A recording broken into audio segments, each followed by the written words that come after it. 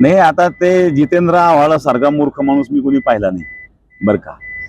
कारण इतिहास शिकावा लागेल हा विषय नाही, इतिहास कोणी शिकवण्याची गरज नाही, इतिहास आहेच, फक्त तो वाचण्याची गरज आहे.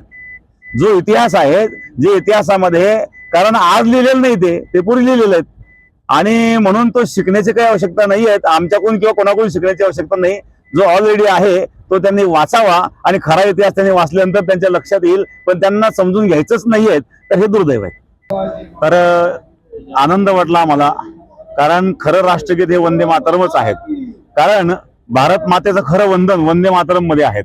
आणि काल आम्ही जे सांगितलं तर त्याच्या पाठीमागचा आमचा उद्देश हाच होता की आपला जो देश आहे हा एक स्वतंत्र देश आहे.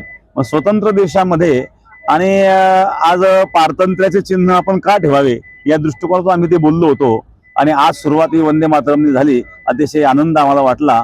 आणि अशाच प्रकारे संपूर्ण भारतामध्ये आणि अशा प्रकारची सुरुवात व्हावी हीच अपेक्षा या ठिकाणी. एबीपी माझा, उघडा डोळे बघा नीट.